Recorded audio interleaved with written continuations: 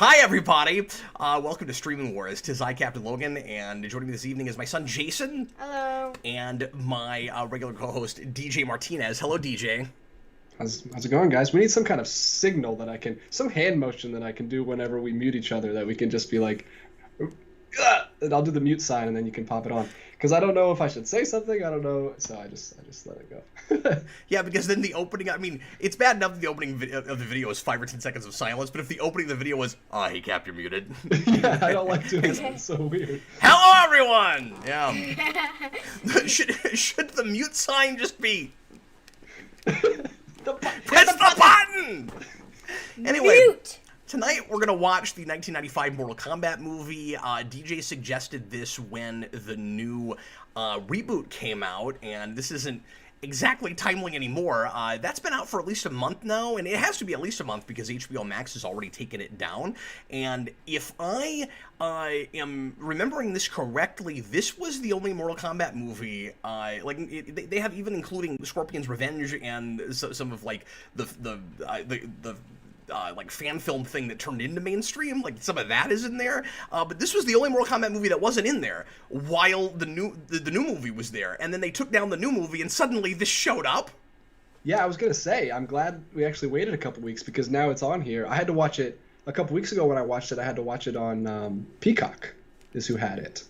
Yeah, and I just rented it. We should get a copy of this movie because Jayson likes this film a lot, and that's why he's here, by the way. And I have it up there. I could have watched it that way, but I have talked about this movie before on Father and Son, but oh, cool. I will talk about it again. Well, yeah. I mean, while I actually remember what's happening because I'm watching it as I'm talking about it. I mean, it's a different thing to do a podcast, and even if it's real thorough and like a spoiler cast, it's kind of a different animal to watch the movie and respond to things as you're seeing it. So it'll be fun for you to finally get to do that for the first time because I don't think you've ever done that with something that you've reviewed. No, I don't think I have. So that'll be neat. But anyway, DJ, what is your experience with this movie? We should mention real fast, but sorry, before we go there, that we just finished up Marvel Mania, and we're trying to keep the commentaries going, so that's why we're bringing back the Streaming Wars thing. We will sometimes do this. We will sometimes maybe do a surprise commentary like we've done before. But DJ, it was your turn to pick. So what is your background with this movie, and why did you pick it besides just there was a reboot? Oh, I mean, I didn't even really, when we were talking about this, we didn't even think of Streaming Wars. I was just like, hey, that'd be a fun movie to do a commentary on, and then it just kind of happened that we hadn't done it yet when we started this weekly thing back again. But this movie I liked. I watched. I mean, the first time I saw it as a kid, it was at my parents' karate school at a sleepover, which we usually do, those kind of parents' night out events things, and it freaked the crap out of me and like gave me nightmares for a couple nights. That scorpion scene is horrifying. We'll talk about it later. But so I was maybe like elementary school, like 7 or 8 or something. But yeah, so I saw it a couple times in my life. Mostly just like Power Rangers. I just like the martial arts stuff. I wasn't really super into this movie for the story as a kid. But then what I know this movie mostly is the soundtrack from this one and the second one, because this song was the most used for martial arts demonstrations growing up. We used it. A lot of other schools used it, and then there's some other tracks on the albums that I'll talk about that we use for different performances that we've done. So yeah, that's mostly what I know it from. Jayson Jimbug Films there in the live comments, and welcome everybody who's watching live. Thanks for being here right now. Thanks for watching after the fact if you're doing that.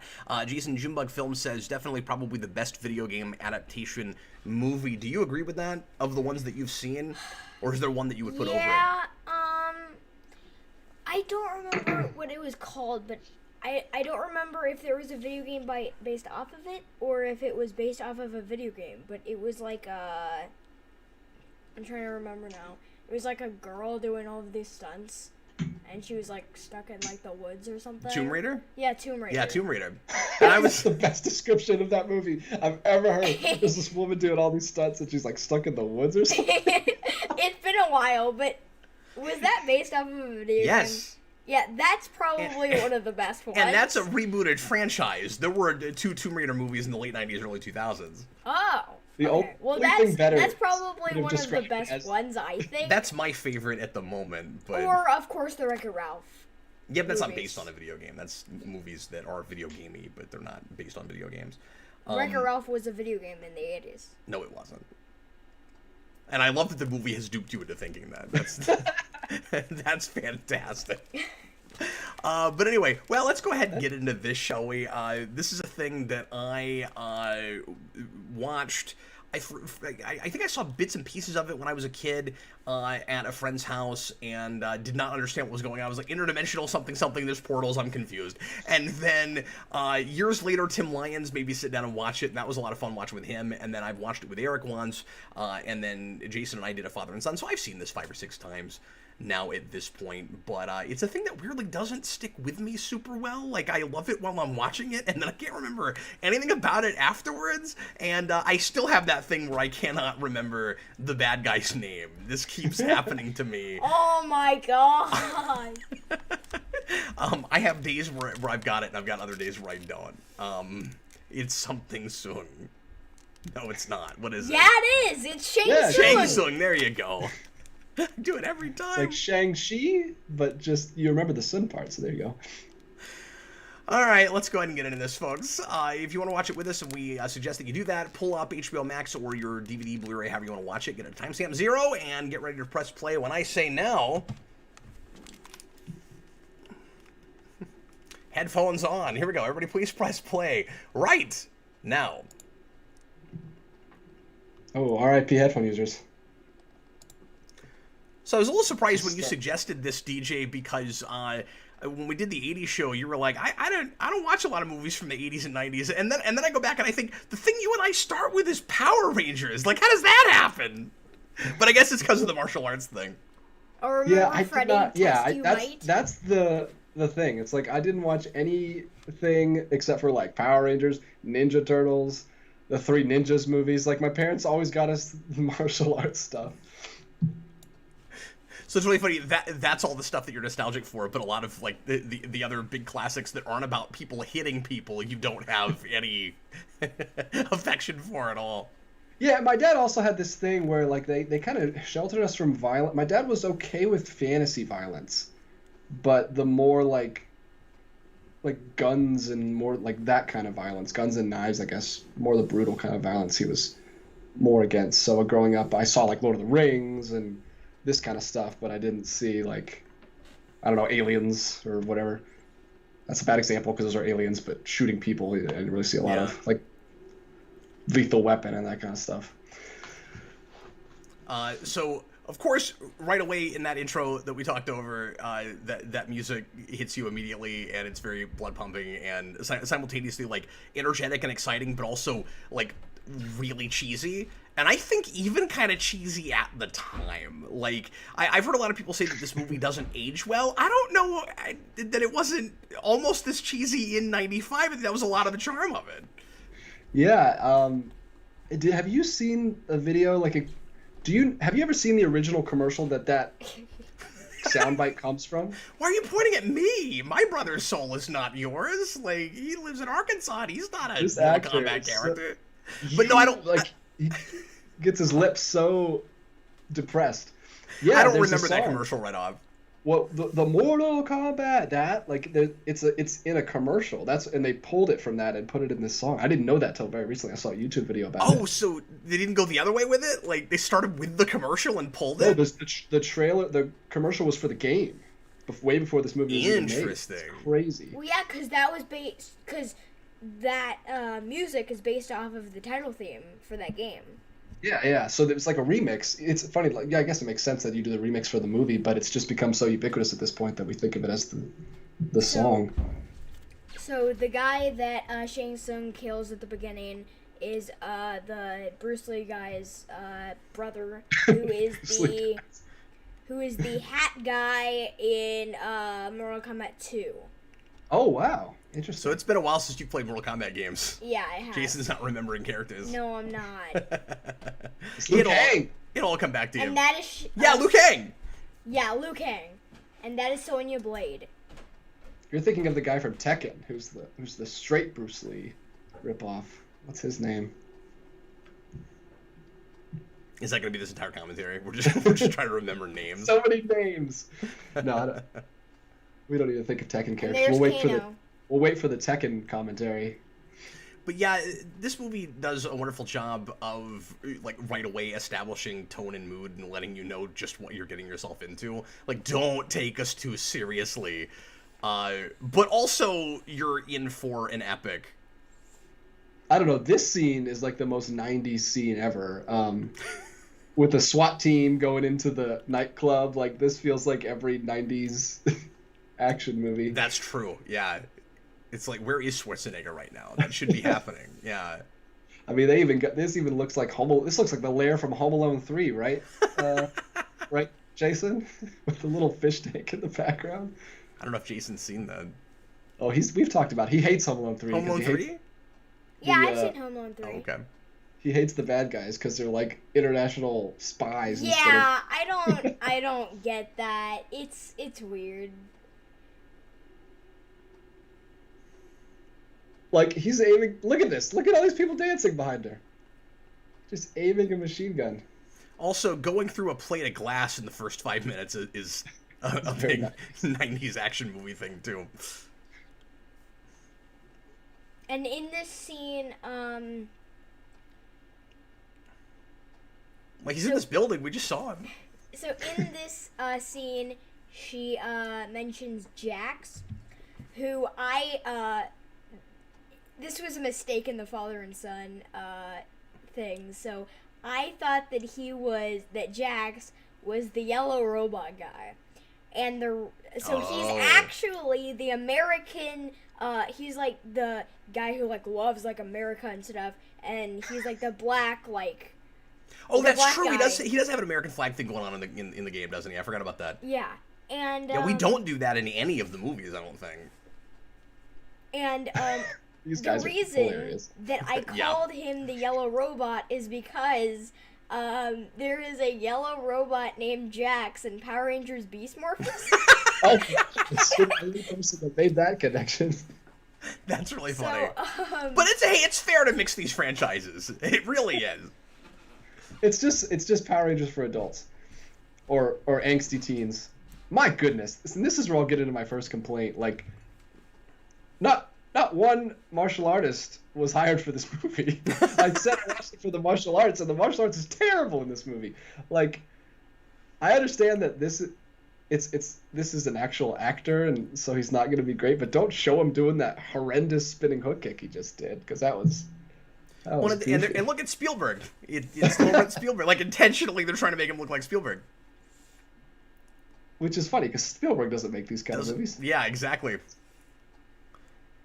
Now, if you're right, and I'm sure you are, because obviously you know this stuff, and I don't. But like, if you're right, they didn't really hire martial artists for this movie overall. It would have been amusing if they had, and then in that scene, the martial arts was terrible on purpose because they're on like a crappy movie set. Yeah, well, but I was talking about Johnny Cage. But I mean, I know the guy who plays Liu Kang is a martial artist. Oh, actor. okay. But I thought you just meant overall, like the martial arts is not good in this movie.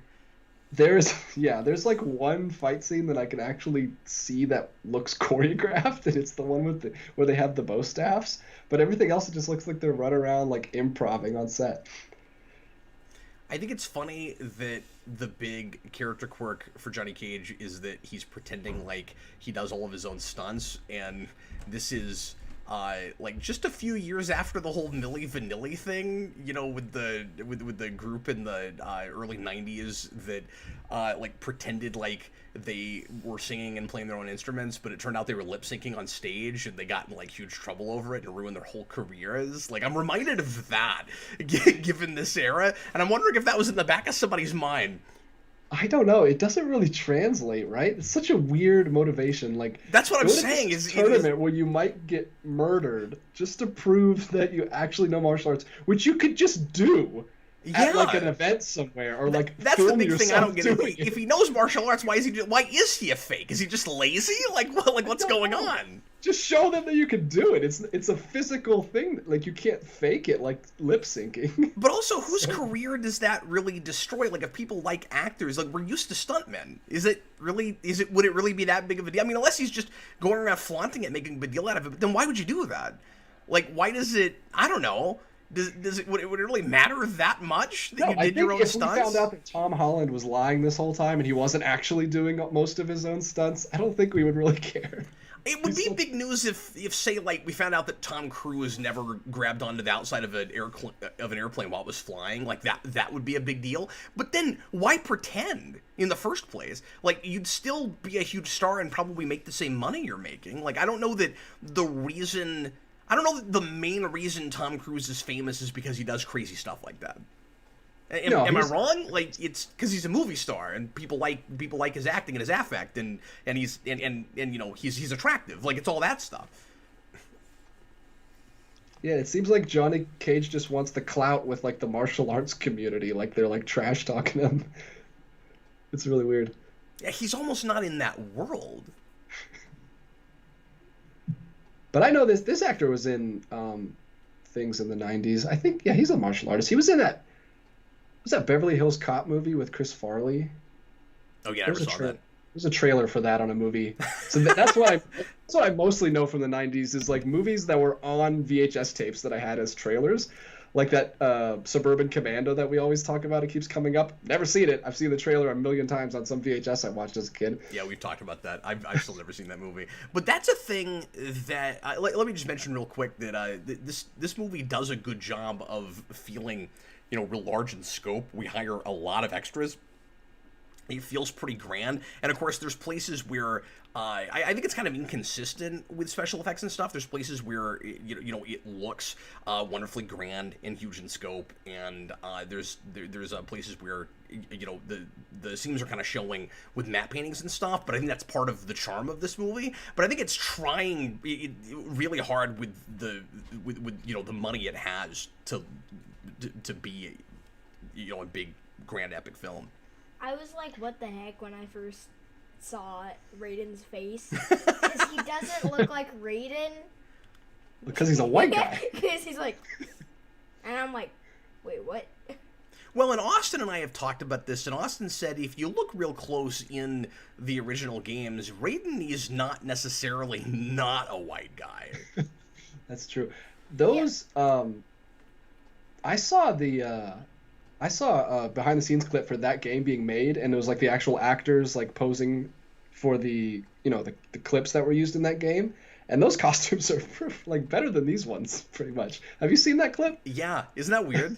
They look really good. Like Sonya Blade looks awesome in that. I don't know why she doesn't wear anything like that in this. And that's a question. Do you think any of because I think this is a thing that's easy to forget that the original Mortal Kombat games are basically rotoscoped. That you took like real actors and then you did like pre-rendered effects to use like real faces, and those people, like I've seen some behind the scenes on that, and those people took it seriously and acted like they were kind of in a movie or a show, and I wonder if any of them felt really slighted by not being included in this film. Because maybe so. Yeah, especially if they came back for like multiple games. And I think a lot of them did. And I don't know that for sure because this is not a franchise I know super well, but I'm pretty sure it was a lot of the same people, at least with those first 3 games. And I would think that would be kind of sad for some of them. And I get that like the like the guy playing Raiden is an actor that people are familiar with. He's not a big A-list guy, but is that Highlander? I think that's Highlander. But or was it Highlander in the second one? Or is it the same guy in both? I can't remember now, because I watched Mortal Kombat Annihilation for the first time a few weeks ago in a playing commentary we did on After Dark, which was amazing. Wait, did Raiden change actors? I think he was... Does he change actors? Okay. Yeah. Okay. He does, unfortunately. I can't remember now. But I love, like you said, the fantasy of this. I love how out there it is. Like, they're just like, oh, this is the God of Thunder, and we're just talking to him, and like, he doesn't believe, but literally everyone else in the whole city believes that that's just the God of Thunder they're talking to. Now this is Jax, Jayson. This is not a yellow robot man. There's always sparks. Look at that. That could have been me. I was only 3 years old, but I could have been making those sparks in the background. Wait, no, that's not Jax. That's not Jax. Maybe Welder. Oh, that's not even Jax. That guy's not Jax. Yeah, Oh, because what they a mentioned botched Jax. joke. Just some other black guy, okay? Yeah, they mentioned Jax. Yeah, Jax in hasn't been on the- screen yet. That's right. He comes later with Sonya. So are you saying that you could have been like a 3-year-old welder? No. Yeah. Back there Baby welding. So There's sparks everywhere. Look, there's 2 sets of sparks happening. That's how you know it's a 90s movie in a dingy city. Oh, thanks, 3 thanks, sets. Junebug. Yeah, he says Christopher Lambert is the original Highlander in all the movies except for the There. source. That's Adrian Paul from the TV show, and James Rayner plays him in the sequel. That boat looks like this ride called the Sea Dragon at Waldemere, which is the theme park in Erie, Pennsylvania, where I grew up. Oh, Looks just interesting. like that boat. So, Which I guess it's supposed to be the Mortal Kombat kind of dragon thing, but I was gonna say I never thought of that until just now looking at it. Like, oh wait a minute, the dragon on that boat is the dragon in the logo. That's cool. And that is a neater homage and way to use that than the stupid tattoos in the reboot, which I really I hate the mythology in that. It's awful, and it is such a breath of fresh air going back to this that's movie. Jax. yeah. The boat is cool. She's treasure. Oh, you mean the yellow robot guy? No, so he's like Sonya's partner in this, and what you're thinking of Isn't that true in the stories of the original games too? That Sonya and Jax are like partner, and we do that in the reboot too. But DJ, the black guy that you're thinking of, they made up for the movie. Oh yeah, Art. Oh. We know that because he's super, and he has no powers, and he gets killed by Goro in a couple seconds. And then everyone's really upset about it, even though they just met him. Like Goro has so much more screen time in this than I remembered from seeing it a few months ago, and because I watched this again a few weeks ago, and I forgot that he talked. Oh yeah, he's just chilling in a throne at one point, just yelling orders at people. That suit is crazy. It's very it's a little too long. We'll talk about it. We keep getting ahead of ourselves. Let's actually talk about what's on screen, shall we? Well, there's Sonya Blade with her signature hat. She breaks down the door. See, Sonya Blade is the most. This is the most boring part of Mortal Kombat for me. Like, I don't want someone with just a gun. Like, why is you just have to have a girl in the game? I guess she doesn't have powers. She doesn't. Yeah, but you got Katana. Like, she's not the only girl in the game. Yeah, I don't know what she is. She's like the token girl in a game that already has other girls. Well, and then see, you say that, but then we made a plot point about it in the reboot, and it was kind of awful. Because in the reboot, because I know you haven't seen that, but the reboot is the powers are all explained with one piece of mythology, which is if you're born with this like tattoo that is just the Mortal Kombat insignia, then you have superpowers. And she doesn't have that, so she doesn't have powers. So they make it a plot point, like that, why she doesn't have powers. Now, this is why I was here as a kid. Ninjas, man. Ninjas were so cool in the 90s. Ninjas were everywhere.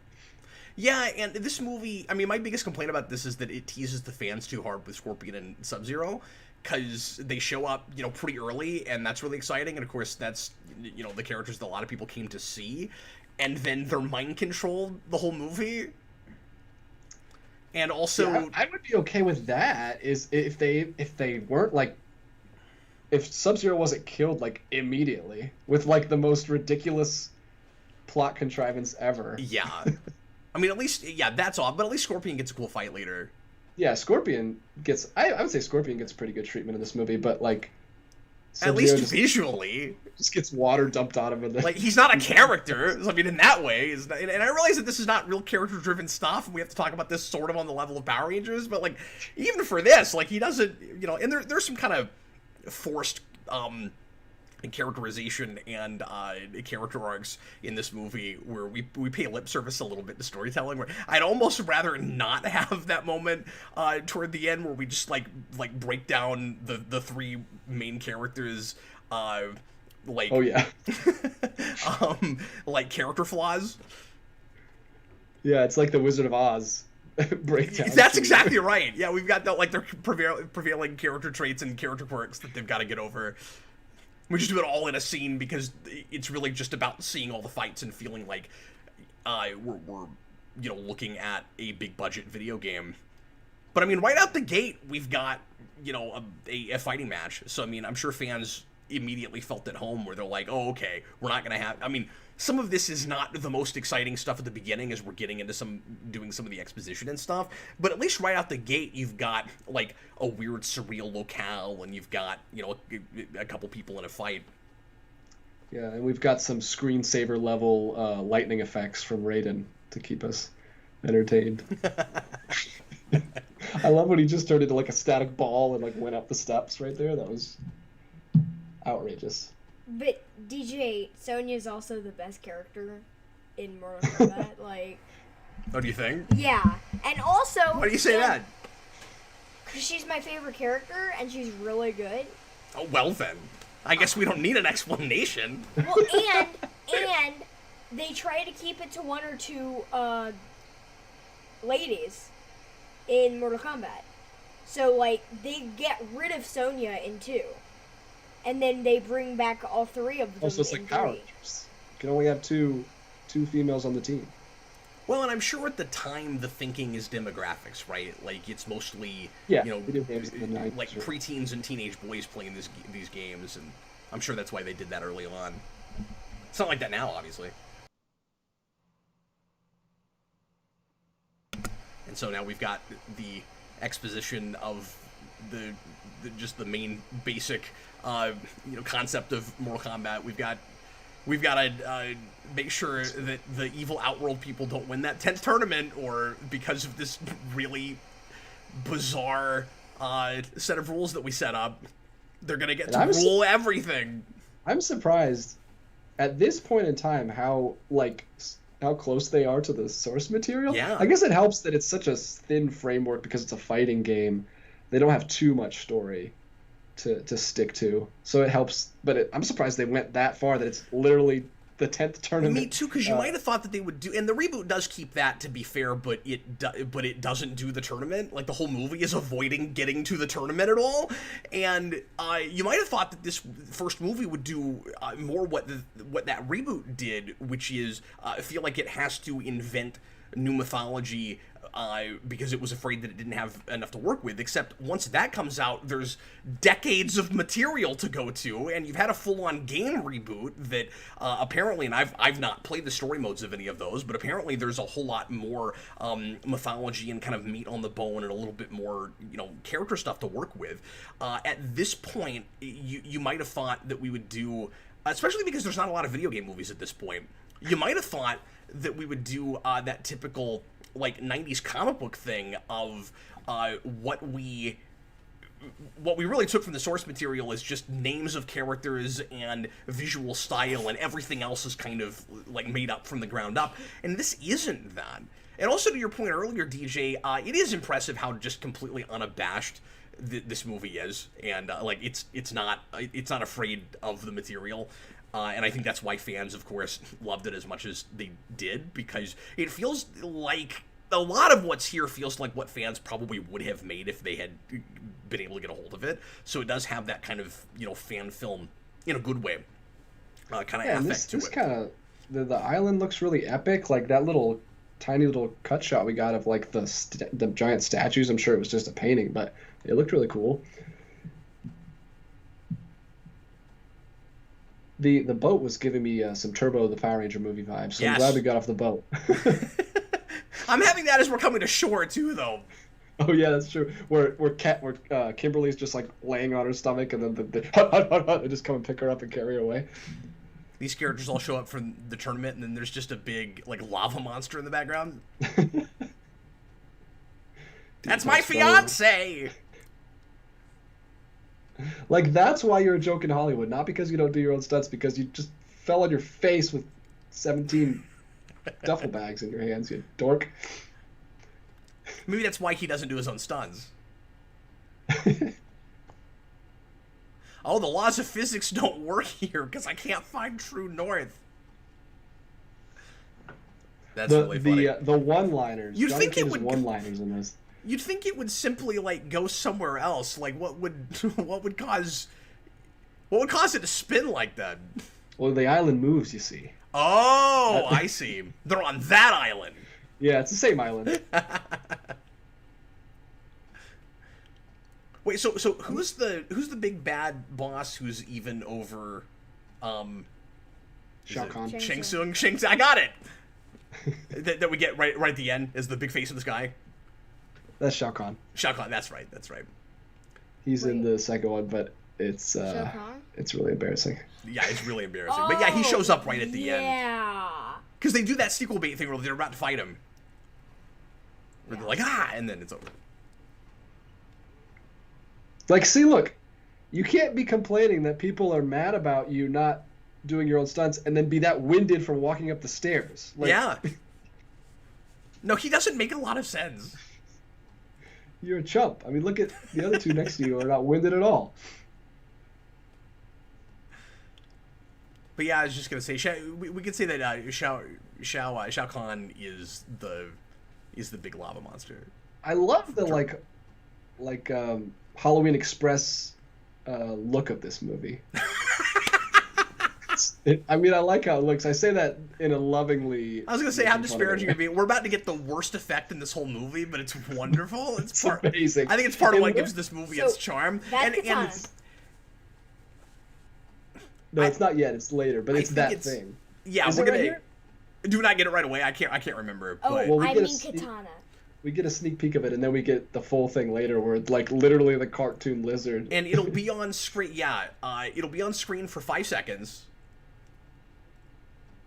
Yeah, so we get it there. What is that color choice? Why would you pick the brightest green in the whole? No, that's actually what I was gonna say though was that bit where it cloaks real quick because they can't animate it any longer than that.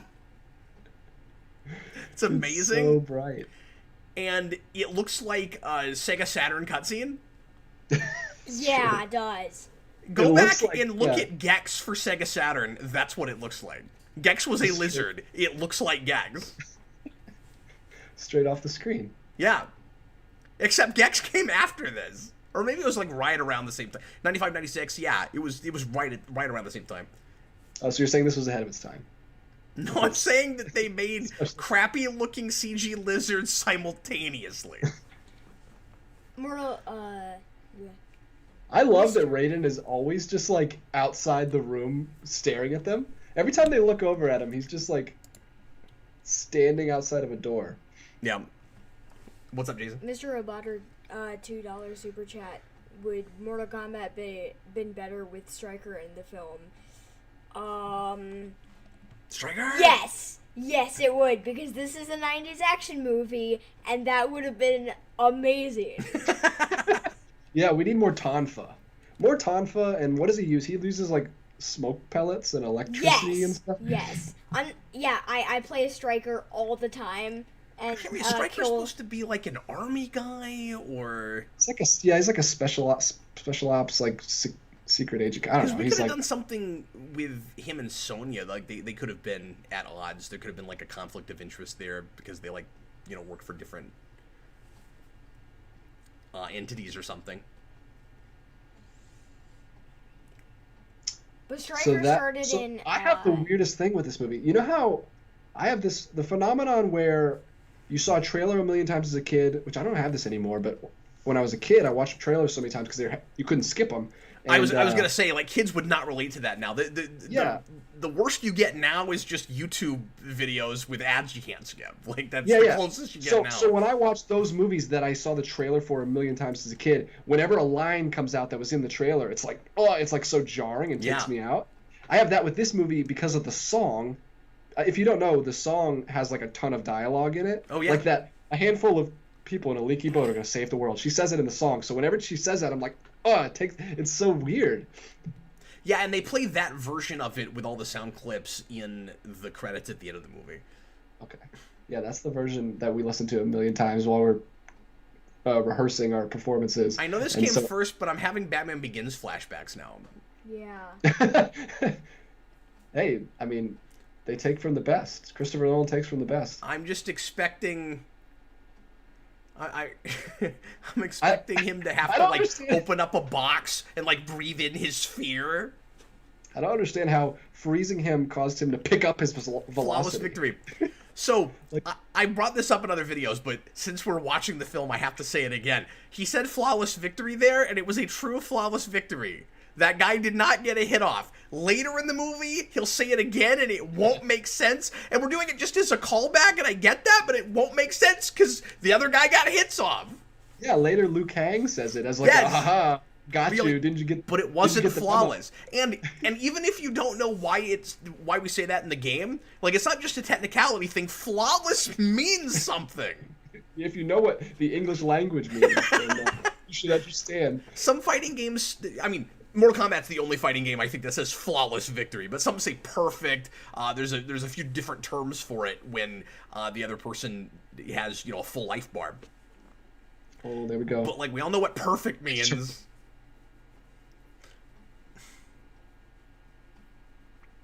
Goro was so cool when I was a kid. But Striker started in 3, right? I think so. Yeah, Striker started in 3, and this movie came out either right before or right after 2. Oh, okay. Yes. So they wouldn't have been able to, Mr. Roboto. So this But who movie, knows? Maybe he would have I'm saved the movie. pretty sure came right before 2. Yes. So there were characters from 2 in this, while 2 was still in development. That people didn't know yet. Yeah. Oh, cool. I'm pretty sure that's right. Now Reptile, only like a few people knew, like that Reptile was a thing. But Reptile was the first secret character in a fighting game ever. Is that right? Yes. And of course, and Mortal it was Kombat's in known for Mortal that Kombat later. 1. There's a lot of secret characters.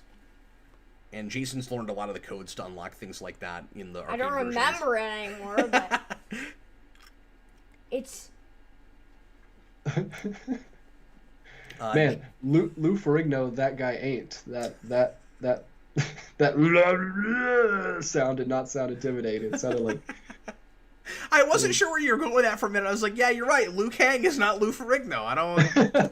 no, different Lou's. No relation. How you doing, Lou? yeah. So I'm pretty sure in 3 Ultimate, to unlock Katana, it's 22264 22264. Oh wow. And Take note in the chat. Put out like real details here. and to unlock, I think it's, I'm trying to remember which one. Like what the characters are that you unlock. Oh yeah, it's the red scorpion guy. I don't remember his name right off. It's the red ninja guy, but to unlock him, I'm pretty sure it's, Disgusting. I don't even remember. Oh, I just read this on Wikipedia. Apparently, the reason that guy looks like Steven Spielberg was because that was supposed to be a Steven Spielberg cameo, and he backed out at the last minute. Like, he was going to do it. What? That's why it's Spielberg.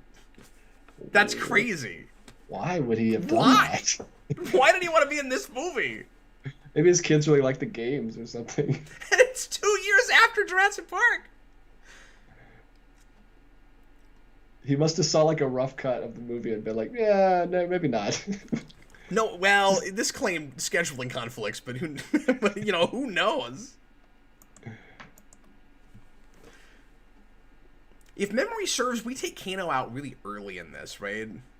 Oh yeah, in the most hilarious neck break, no strength behind it at all. Is it Goro that does it and it's about to happen, or No, it's Sonya. She like does Okay. a leg scissor and like barely just goes, and he somehow like his I neck don't is know supposed. why this stuff never sticks with me. Look how thick this guy's neck is. I just saw this a month ago and I didn't get a chance to watch it over the weekend. I wish I had. My basement flooded and that didn't work out. Like we're a broken record, but I mean, he just came down the stairs and said Prince Goro to a giant monster with full arms. Like they're not worried about the source material at all. No, and the characters all play it straight, which of course really helps to sell it. Yeah, you I got mean, Kato it's in kind of undermining him a little bit, but that's just in his character. Yeah. He's not like making fun of the world or anything. Yeah, he's not doing the thing that the reboot feels the need to do, that CW thing of let's make fun of the name and that it's spelled wrong. We do that. Gosh, really? We have to go, oh no, it's spelled with a K, it's spelled wrong. Like, really? No, all right. Yeah, there's none of that kind of thing in this. There's no tongue-in-cheekness about it.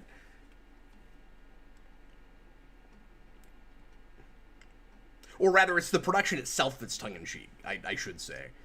It's not, like, overly self-aware. Some really cool lighting. Yeah. Like, the fact that it's mostly lit by candles is really cool. Is he looking Yeah, at and I the love camera? what they did with the stairs there.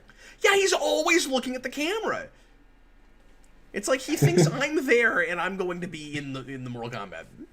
Goro is right behind us, so he's looking at Goro. For It's some the reason, they just keep Mortal centering. Kombat. They just keep centering up the shot. It's Mortal Kombat. Yeah, so the moral of the story is, I don't know. This is like a Harry Potter movie with Harry, Ron, and Hermione, like always in like overlooking the wall, like at the shenanigans that are going on.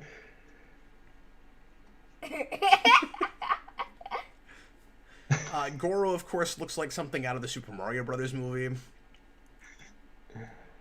Particularly the way his mouth moves. The suit is really cool. I don't know if is. you've seen behind the scenes of like the guy who wears it, like the way he can move his arms. But are you with me? He's got a little bit of that Goomba thing going on. He's just got a weird like face. Like I don't know why his face had to be a puppet. I guess because it's higher up. Yeah, it's higher up than a human's head would be, so they had to puppify it. Jayson, Mr. Roboto says, isn't Smoke a secret character first, technically? No. No, Smoke is 2. And just in it, not a secret character? It's secret character in 2. Oh, but you're saying Reptile was in the first game Yeah. as a secret character. Yeah. Reptile was in the first game. That makes sense because they could just color him green, and you could just be Sub-Zero but green. It was all Yeah. about the palette swaps. So Yeah. there are, oh my gosh, there's so many palette swaps for the ninjas now. I mean, even in 3 there was. So there's of course Scorpion and Here, yes! Oh my gosh, he got Jurassic Parked in the face. He got Dennis Nedry. Yeah, I could not think of his name. Good grief. Dodson! We got Dodson here! See, nobody cares. See, once again, every time he shows up, we've got to immediately cloak him. He's got to turn invisible. Gotta have cobwebs. Big cobwebs in the night. And yeah, that and dry ice. Those are both really important. But I'm Both of those sure are- the cloaking thing, the invisible thing works out well for fans because, like, oh, cool, he's doing the thing he does in the game, but, like, they really rely on that to not have to animate him too much. Hey, man, that's just using your budget wisely. There's so many different sets in this. Like, I think that's a lot of what sells it as feeling enough like the games and giving you the experience you would really want from this, is that you go to all these different arenas. Like, you take the number of arenas that are in this movie and you make that a arcade game or a Genesis or Super Nintendo game, and it's enough arenas. Like, here it comes. We're getting our first fight, our first big fight. I can't hear this anymore without thinking about the Dark Knight Rises Arl Knot video that I love oh so much. Oh, I don't even know what you're With the Bane rap and Bane's whole motivation being about making people eat better. And then when you go to Batman in the bat, in his flying bat machine that's not called a Batwing, he's listening to the Mortal Kombat theme, and it's great. He flies away to the Mortal Kombat theme Wow. on his radio. That's pretty great. I thought he was listening to Pump Up the Jam by Technodrome. He did that at first, and then later it's Mortal Kombat. Oh, yeah. Or maybe Strike That Reverse, I can't remember, but they're both in there. Yeah. But anyway, I'm sorry, Nij, you were going to say? No, I'm good. That food looks like the fake food from the first Scooby-Doo movie. We should do that at some point because it's written by James Gunn. I wish Eric could come back for that because I'd love to talk to him about that. But for some reason, that fake food, it was really, really obviously fake food on the table, reminded me of this simulation. I haven't seen that movie in 20 years, probably. That's a cool shot. Yeah, look at that profile. I mean, it's still silly, but it looks like... I don't know. We're really goofy and pretty artistic all at the same time with this movie. That's what I like about it so much. Is like, there's that shot where they wait until you turn and look at them, and then they all go, ah! That was in every Three Ninjas movie. Would it be going too far to say that the kind of care that's taken in this is sort of like a 60s Batman or something? You know what I mean? Where, like, it knows what it is. I mean, I don't even want to say straight up farce, but, like, it knows that it's ridiculous and out there and gets the joke, but at the same time, like, it's a good production. I want to believe that all of these guards got, like, so super jacked for this movie, like the guys in 300. Like, they got this big for this movie. Well, they might have. I'm sure they just... Or they might have just hired wrestlers that didn't make it. Yeah. See, look at all the sets, man. The sets are cool. We got skeletons everywhere. We got, like, mythical beast-looking things. I gotta plug in my computer real quick because I'm about to die. I mean, I'm not obviously saying it's the most high-budget thing ever, but they're trying. They're cool. Their Halloween Express budget was well spent. Is it Halloween Express? I can't remember what the name of it is. Like, that is one of them. Okay. And then there's also Spirit Halloween. That's the bigger one. That's the bigger one. Which is, of course, how I did Spawn Year. I bought a lot of stuff from there. That's where I got my dry ice machine, and that's where I got my my fog machine. That's what it's saying. Now, see, this is the first fight, skulls, and maybe the last in the movie, where it looks like they actually had time to choreograph it, and they're not just, like, jumping around. Which is probably good. You should choreograph a scene that you're hitting each other with sticks with. You don't just want to wing it. Daniel Davis says it's fun, entertaining, and not trying to start a shared universe. I miss 90s style movies. Yeah, I mean, even at this time, I think there was an attempt at, or at least leaving the back door open to do sequels, but we weren't worried about making like 20 movies that all went in different directions. So, like, this is a sequel bait ending. It is hoping it gets a sequel. I don't think anybody would disagree with that. And it did. Oh, did it? Yep. This guy's great. This guy must clearly be a martial artist. Well, I say that. Maybe he's just in good shape. Because that kick was really awkward. No, he's spinning it. He's spinning it. He can spin it. I was gonna say he looks like he's at least learned a little bit of stick fighting. Like, yeah. And there's a million different kinds of martial arts, so it's not saying like I know everything. No, that's exactly what you're saying. So there's just a level of coordination that the guy who's playing Johnny Cage and the woman who's playing Sonya do not have at all. That is really funny because we're about to see Sonya's fight here, and it's pretty funny. So you know how Smoke is a robot usually, right? So is it a yellow robot? No, he's a silver robot. Oh. And but he actually started as a ninja clone. As a Silva. Mr. Silva. It's Silva Gunner. No. Hey, you still have 2 sticks. Don't throw them down just because he broke it into 2 sticks. Use those.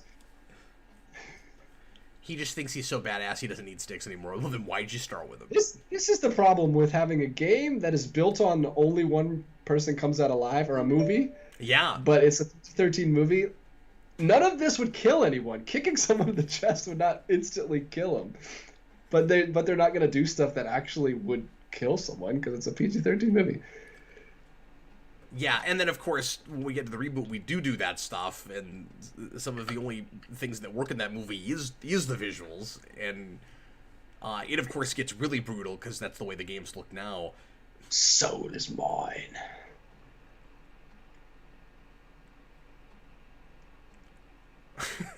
Yep, he's dead. Fatality. I love that. I love that he just like has these little comments to himself, like all the big like. Because they're really just for the audience, right? Like, he's doing the announcer thing. But what's funny is, he will announce things to the crowd, but you're right, he'll just say things under his breath to himself. Like, he's way too into this. Yeah, why is there not, like, just an announcer, like a referee at the thing? Just saying fatality, like, that would be totally fine. It is weird I that love- he is the one that does the fatality, though, right? Like, Yeah, that's a little one side. I mean, it's like a conflict of interest, right? He's one of the teams. well, I mean, I think the idea is the guy's already dead, but he takes the soul because he takes souls, but like taking the soul is the fatality, which makes sense with that character. But like, you'd think there'd be a fatality first, and that he would just walk up and suck the soul out. I don't know. Yeah. There's Oh, there he is. Chains. Look at the chain. That's a 90s chain, if I ever saw one. So he has 101 off-color one-liners in the reboot, and some people find him really funny, and some people find him absolutely obnoxious. And it's just weird going back to this and seeing how comparatively toned down he feels. Yeah, he's actually more serious in this one. Not more That's weird. serious, just not so Oh. raunchy. Like like he's intentionally insulting everyone in every possible way. Where okay. it's like let's be as like completely politically incorrect as possible with that guy, so everyone will hate him. Like that's the angle with the new movie. And His shaved chest, like the heart on his chest, is really giving me the creeps. I know that annoying movies are your least favorite thing, DJ. I don't think you'd be able to stand that movie because you would, I don't because know. I'm sure you would find him really annoying. Listening to you guys did not convince me at all. Why is he a peacock? I know that. I was gonna say he's. Oh, it takes a very cool villain to pull off a peacock cape on the back of your chair, and he pulls it off. I'd say. They should have put it in the games. Yeah, but he's also nothing like what he is in the game. In the first game, anyway. Oh. It's a slow-mo grimace. That's. Cause in the original, he's like this old guy with like a beard. Yep. But then he's like this creepy, like, your soul is mine guy. Like, Well, they got to turn up the handsome. It's a Hollywood movie. You can't be an old guy. See, like, this is hilarious. Like, I don't even know how she would snap his neck in that position. It's like it's not even in her strong part of her leg. It's like in her shins. Yeah, good call. It's really funny. Yeah, Jason, he's basically Malbolgia if he was played by just a guy. yeah. Like Malbolgia from Spawn. It's like CW's Malbolgia. If we did a TV show version of that character and we just made him a guy, that's that. I'm pretty sure this is the So this scene. is where. This is my So favorite the first scene. two fights, are a tournament. Like, they were in the tournament and everyone was watching. This is where we just start, like, everyone's just wandering Randomly around. having fights, and that confused me so much the first time I saw this movie, and I still don't totally get what's going on. But like, we're But it people still are just counts fighting as for the no reason. tournament? Because I But was they're like, not. is Shao Tsung somehow aware of this and keeping track of the fights, or are It's they like he has not a part of the beauty globe tournament? somewhere. And I guess I they're think he has a not. beauty- Did you just call him Shao Tsung? What's his name? Shang Tsung. I can't do it. Shao Kahn. I don't know his name. I cannot do it. I don't understand the choice for the chains here. It's really weird. That we made them like these plant things that come out of his hand and shoot out. I think it's supposed to be metal. It just looks not very good. It's like a metal dragon thing But that comes out of it's- his hand. It's weird. Yeah, but the head of it looks like a Venus flytrap. Like it looks like it's supposed to be plant-like. Like maybe not. Well, it's Scorpion. I never got that, but It's like a scorpion. what happens now? It broke Okay. off. It's like Just a has, scorpion fire in head. his hand. But why can't he just have chains? Why do they have to come out of the palm of his hand? It's really strange. This is the coolest set in the But whole yeah, movie. this is my favorite is- scene in the entire I think this is a lot of movie. people's favorite fight in this. Yeah, this is horrifying. This is what scarred me as a kid. I woke up having nightmares. Like, not even this part, but like when they like cuts his stomach open and like the guts come out and then like cuts off half of his head as he's like screaming and shooting fire out of his. Good grief, baby DJ was not ready. And I guess kids are just more desensitized now because Jason saw this 3 years ago and had no problem with it. It was rough. And then I screamed watching Jurassic Park. Like What- 2 whatever months you think. later. What scene? I don't even remember now. The scene with the car. Oh, okay. Yeah, well, that makes sense. It's more like a suspense thing. This isn't. And it's suspense. really visceral. I mean, they put you in that moment. And also it's kids. Yeah. So this is good. I like both of the guys. Obviously, because they're in ninja costumes, you can just put a stunt guy in there. So they're both really good. They could be the same guy. I don't know. I don't think it is though, because the Sub-Zero has a very distinct style, and I really like the he does a rubber band and it looks really cool. I appreciate that they use more of these platforms than I thought they were going to, because I really thought everything was background and it was just going to be on like 2 platforms. If memory serves, they do move around a little bit more than that. Because like, there's a jump that happens here in a minute. Yeah, he starts falling into another one. Like, this is a really cool set. I would love to like just play around on this set. Probably super dangerous. Well, you also wonder just how much of it they built, because it's a really good optical illusion. Like we did a great job here of. I'm sure a lot of this is matte painting, and so it's hard to tell how much of it is real and how much of it isn't. Like a lot of that has to be matte painting behind them. No, but it's a good concept. Like it's good planning to plan this set because it masks it so well. You can't even tell. Exactly. I think some of it is matte paint. Like in some of the frames, it's matte painted, and some of the frames it's not. But yeah, I just love to know how much of this they actually built. And this is hilarious, where he just starts doing gymnastics, because you have to do that in 90s movies. Yeah, and now I'm getting flashbacks to the I'm going to do Jurassic giants. Park. I'm going to do a couple giants here for no reason. Yeah, I have never... Yeah, who are you proving that you do... To whom are you proving that you do your own stunts right now? Get down here! Look at that. We changed it slightly. Oh. I like that Sub-Zero can't say... He can only say, like, offshoots of that phrase. I mean, not Sub-Zero, Scorpion. That's his entire vocabulary. Yeah, get on here. Like, let's go get some food. He just switches up the preposition. That's all he does. And isn't the end of this fight where he does that great thing where he pulls out a signed signature of himself and just leaves it on the floor? Double front. Or signed signature. A signed picture of himself, just leaves it on the floor? No, I think that's when he fights Goro. Is it here? No, it is here because it's like burning to the ground and catching fire. And then we get the skeleton face. I'm sure fans freaked out about that, getting to see the skeleton I face. freaked out about it. Well, yeah, but for different reasons. Look at that. That's a crazy shot. It is. And I guess I'm saying this with hindsight because a lot of this, 25 years later feels kind of quaint in comparison to stuff that we do now. So you wouldn't be as scared to show your kids this movie. I mean, this is probably the most intense scene, of course.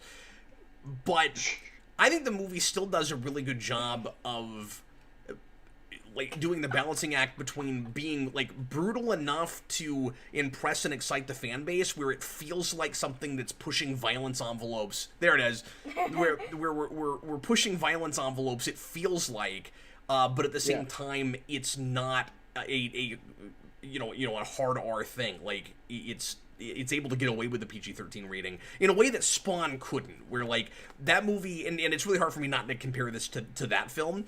Because 2 years later, and Spawn reminded Jayson a lot of this movie, and he's like, oh, it's just a really inferior Mortal Kombat, and it absolutely is that, and it feels really watered down in comparison. Like, this feels like the Mortal Kombat source material.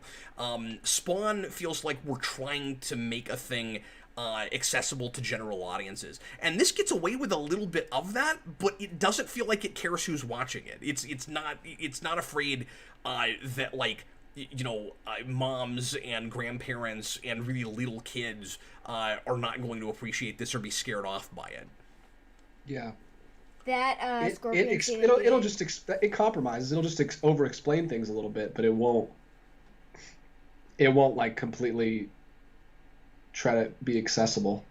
Yeah, it compromises in the right ways where like it works as a film that more than 5 people will appreciate, but it doesn't feel like the actual source like material overall is too compromised. It doesn't feel like a compromised film, I guess is what I mean. Yeah. Like this does feel like the thing that these people set out to make, whereas so many adaptations of things, comics, cartoon shows, what have you, video games, feel like the hearts were probably in the right place in the first place, and then there was meddling that happened, and it became a really watered-down version, not just of the source material, but of the actual thing that they started to make in the first place.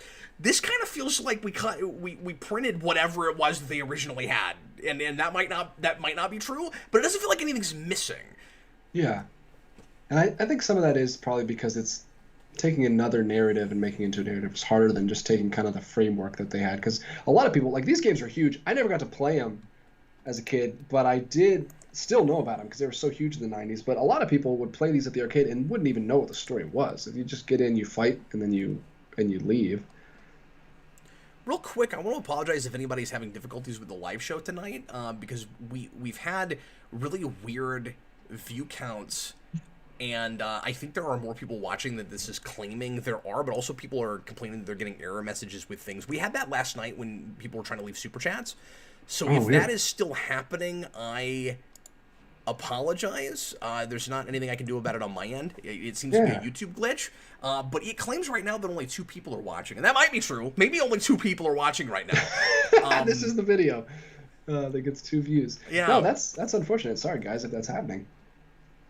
We're watching the really cool scene with Sub-Zero walking down the stairs. Another cool set. Yes. And again, the dry ice, very important. Very important. It's like concerts and 90s. That could have been the poster. When they freeze in the pose, could have been the poster. I have a version of the Streaming Wars thumbnail for this that was that. Oh, cool. I changed it at the last minute, but why did you change it? Because I love what you did, but that would have been cool too. Yeah, I don't know why Katana was able to just like do a fight with Liu Kang, but see, I love that rubber band he did all the way to his feet. That was awesome. I don't understand why she was able to do a fight with Liu Kang not to the death and just tell him about the water thing and then call it off. Trampolines.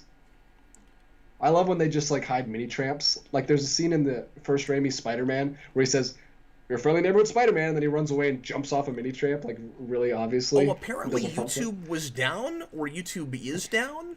Well, I was wondering why it didn't seem like anybody was watching. Because I don't mean to be full of myself, but these commentaries usually at least a few people show up. Yeah, sorry guys.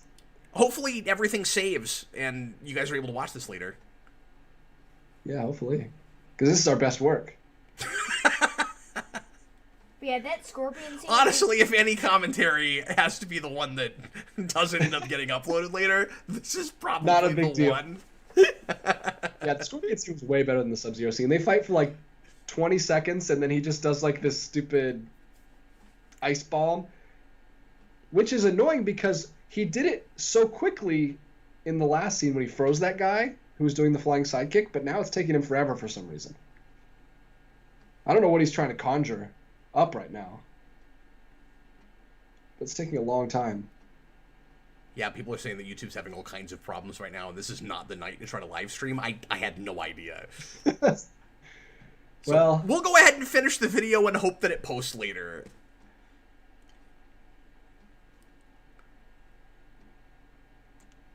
Yeah, sorry guys. I know Daniel Davis was trying to post a super chat or something. We'll be here Thursday. Save your questions. Yeah, even if they're Mortal Kombat. That was a lame way for Sub-Zero to go out. You're right about that. Just throws a bucket at him. It's like Wizard of Oz again. It's like someone really loved the Wizard of Oz in this movie. Yeah, and what is it with 1995 and Wizard of Oz? Because you had that famous Amy Jo Johnson quote where she said that the 95 Power Ranger movie was like Wizard of Oz. In Star Wars.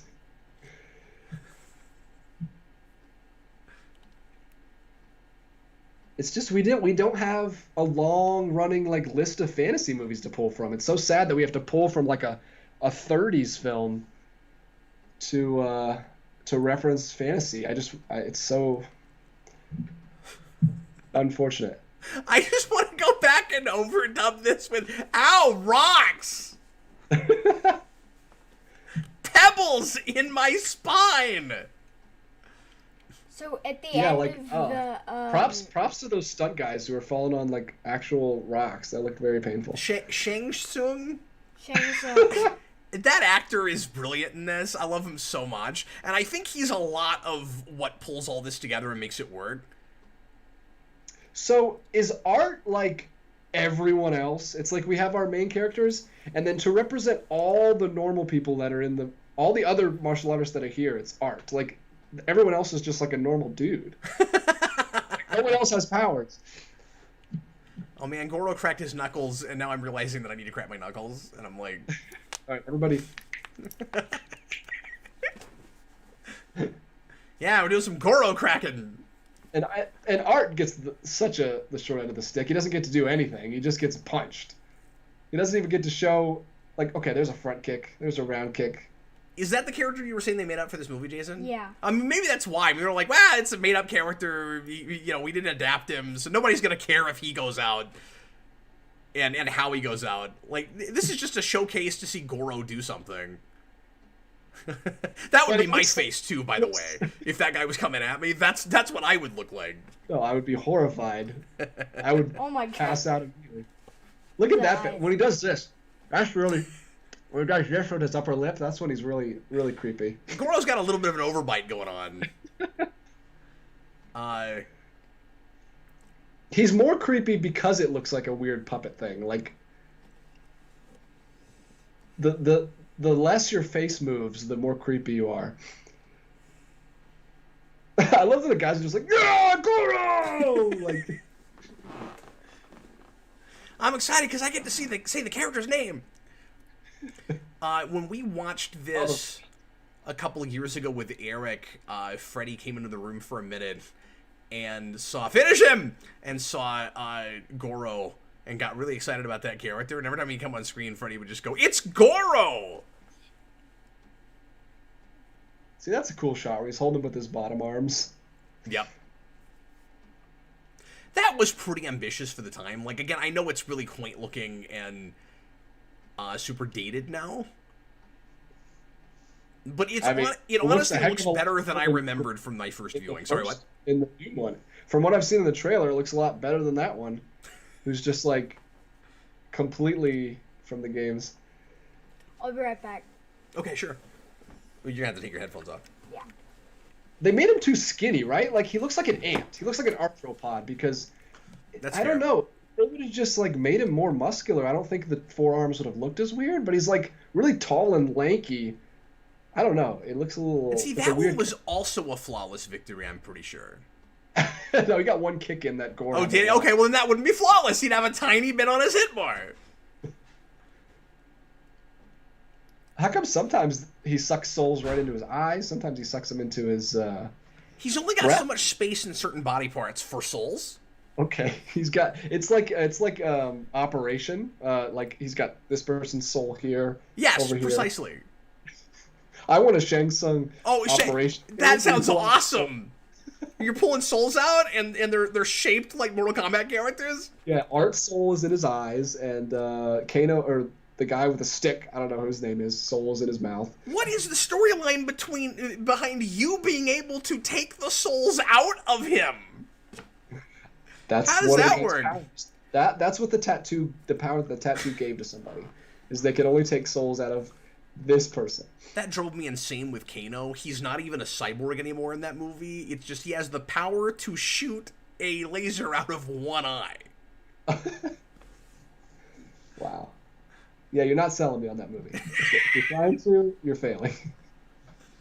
No, I'm not. Avoid it. Is this the one where he's dressing him down with their, like, one character flaw? Yes. You, Sonya, you're afraid. This is where we're pretending like this movie is about something. That's not fair. I mean, these things are there from the beginning, but like, we spell it out. It's like, yeah, I picked up on all of this. Like, I get what their insecurities are, but the movie has just been a bunch of fights for a while, so now we got to go back and reinforce them. Be like, no, we're telling a story, yeah. It's like the opposite. It's instead of like breaking up the movie scenes with fights, you have to break up the fight scenes with actual. That's exactly right. Mm-hmm. I've said that about other things before. You're spot on.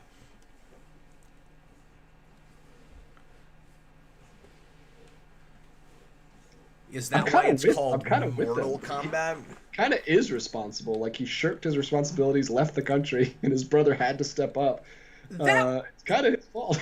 That watched to me a little bit like we were trying to explain why it's called Mortal Kombat. And again, it's not too self-aware about it, but he's like, every mortal is responsible for his destiny. And suddenly it just clicks in my head. I'm like, oh, it's Mortal Kombat. I see.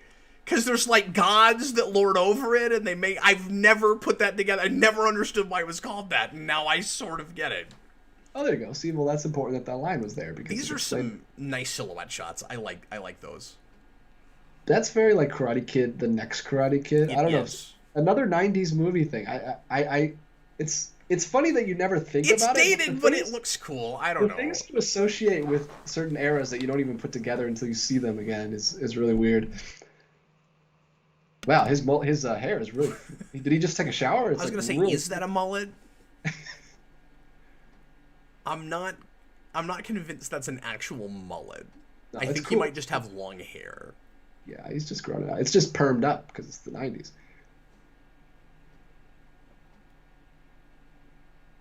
Now, I don't know why we're circling around them. Well, because they're in love, apparently. You may have missed it, but they're in love now. Oh. It's going to be a whole romance at the end of this that Did came out of nowhere. Wayton feel the need to also bring that out, where it's like, this is your insecurity you need to get over, and by the way, I just noticed you guys making googly eyes at each other. We're trying to have a tournament. Knock it off. Yep, there we go. That's a '90s quote. Always calling people egotistical. Acting. Oh, you know what? I never do this. I never do this. Writing. There you go. Writing. Okay, but you didn't walk up to anybody else when they were just fighting randomly out of turn. Like, you weren't supposed to fight now. Well, what is he doing? Okay, so they're really upset about Art, even though they just met on the boat. But yeah, he's gonna. And that guy had no personality until he did this. Which is funny. So Goro, he's just gonna beat Goro, so Goro doesn't go through all the other. But still a tournament. Like only one person can win, right? Like, how's? I don't understand what he's doing. I thought he was gonna go against Shang Tsung and then stop the whole tournament. But if he's just gonna fight Goro. Well, and Shang Tsung's playing it like Goro is his champion and just assumes that Goro will take out everybody for him. Yeah, well, which is understandable because he's an 8-foot, 4-armed monster.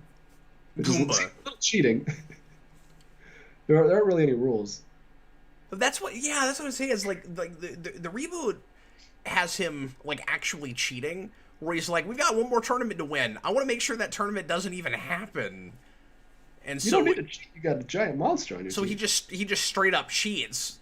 And in this, I don't know if he's actually going against the rules. No, he's doing. He's just got a ring. He just hired the best ringer in all of the galaxy. This giant monster guy. I don't know where he's from. I guess Outworld? He's from Outer Outworld.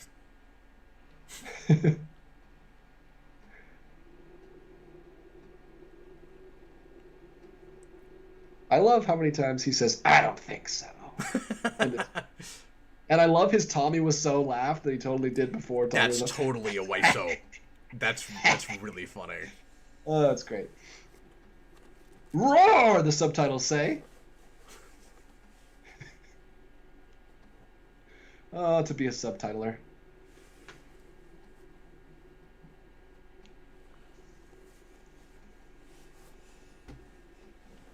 Mr. Abato says Goro is mortal. I know he's mortal because he's about to get kicked off a cliff. I'm just saying he's a giant monster, man, which helps a little bit. Yeah, he didn't cheat by putting any gods in there. Goro's got quite the entourage that follows him around everywhere. They're always... Goro's fanboys are like the hardest fanboys. Oh, man. He's cramping his style. Oh, right in the rocks. Johnny Cage is going to have a much harder time now because he's cramping his style. I'll finish him quickly. No, you're supposed to say finish him at the end when he's already done for. We're overconfident because he has no sunglasses. I mean, what's he going to do? He's just a measly human. Ugh. Split punch. Now, see, that's smart. If you're going to do that move, you lead with that move. Yeah, go right there. I mean... And again, there's no rules. Now, Raiden should...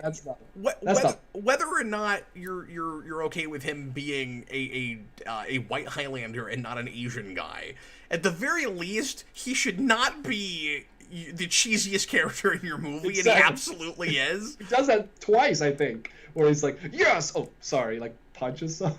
Yeah. Yeah, Goro only speaks in Mortal Kombat.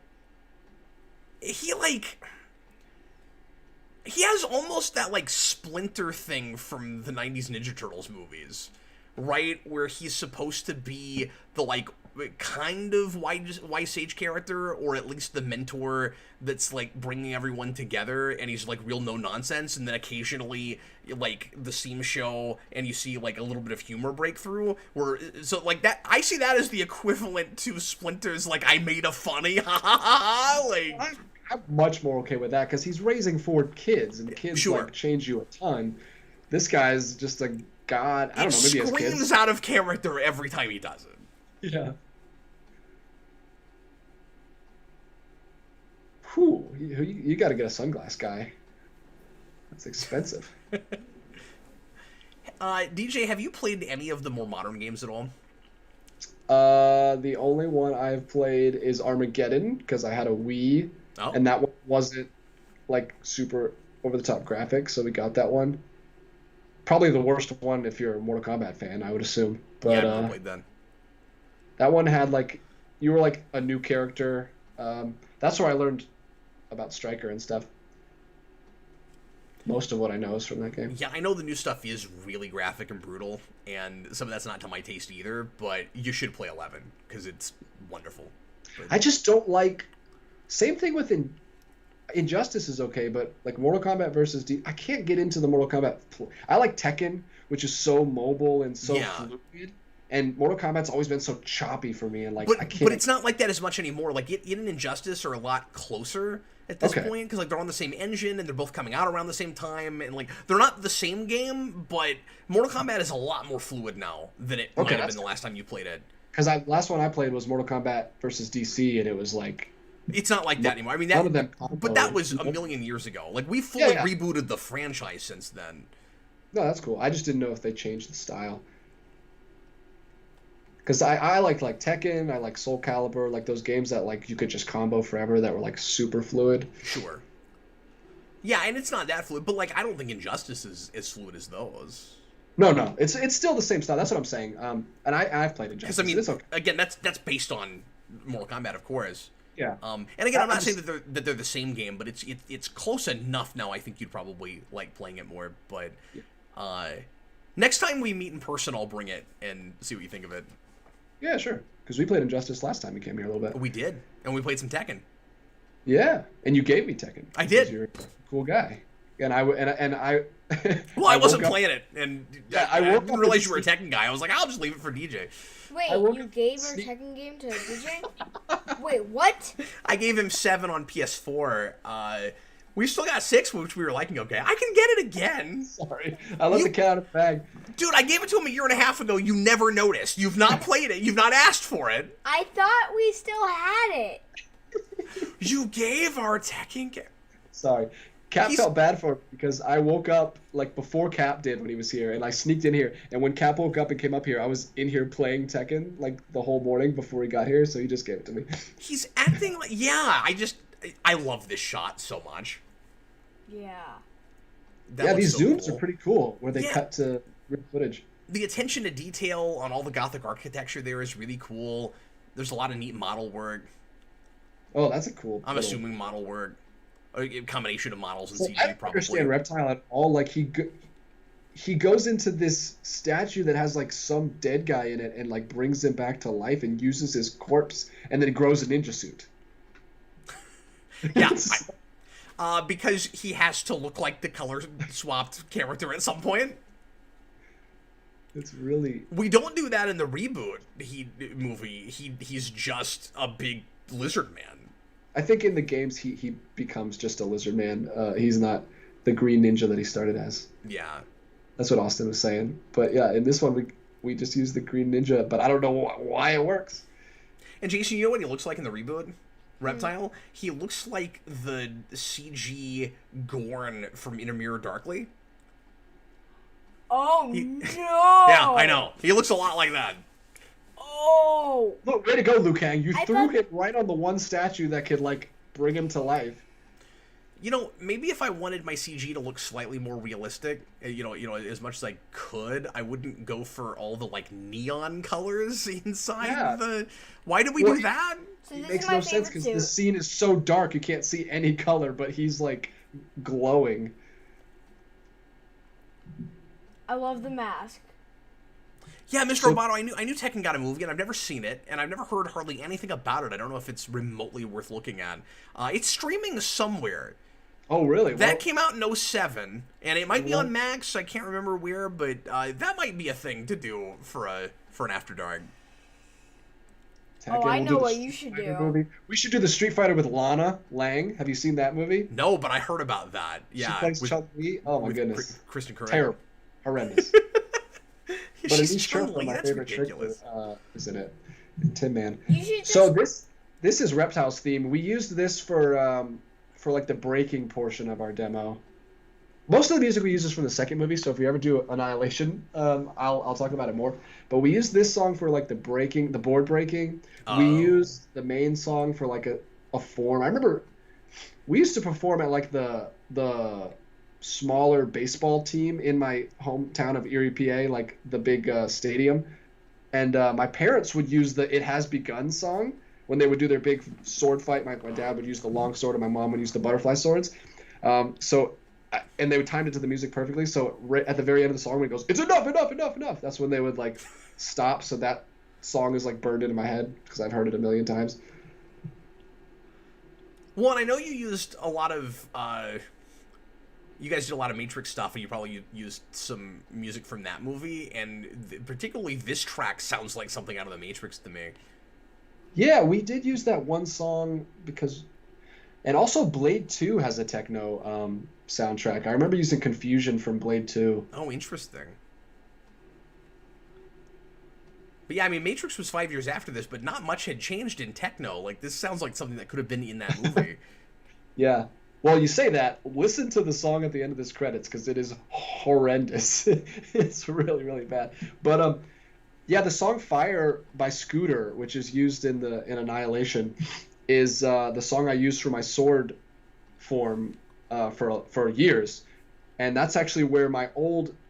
He says Chili Bow at the beginning of that. Chili Bomb is where I got my old screen name before I started using my name. Interesting, Chili yeah. Bomb is what to know me as. I was before wondering where that came from, yeah. help myself. Here's the bicycle kick. There it is. Cap's favorite. Yep. Well, no, my favorite thing is the corkscrew kick that Tommy does in the 95 Power Rangers movie, but Yeah, nobody I was does gonna that. say, in this. That's the same year as this, which is crazy. I know. Martial arts is actually better in that, I would say. Yeah, but like the costumes and sets aren't. Oh no. And the CG isn't. Well, I mean, no, not. The CG's about on par, right? At least with like the Megazord at the end versus the lizard, that's about on par. It's another big 90s thing. Gotta have big roaches and millipedes. But this movie is so much more visually creative than the Power Rangers movie, and that's what's kind of sad about that movie because it could have looked like this. Yeah. As far as like sets and things go, I mean, obviously you'd be a little bit lighter with it, but like, don't you think the Power Rangers would sort of be at home in this world when you think about all the like fantasy set pieces that we want to do in the series, but we have $5, so we can't do them. You know what I mean? We'll go through like a forest of despair or whatever, that sort of thing. Yeah, well, the planet they go to in the movie could just be Phaedos. this planet. It Yeah, looks just sure. like this. Especially when they go to that like temple with the rock monsters, which are supposed to be rock monsters but look like costumes still. Yep.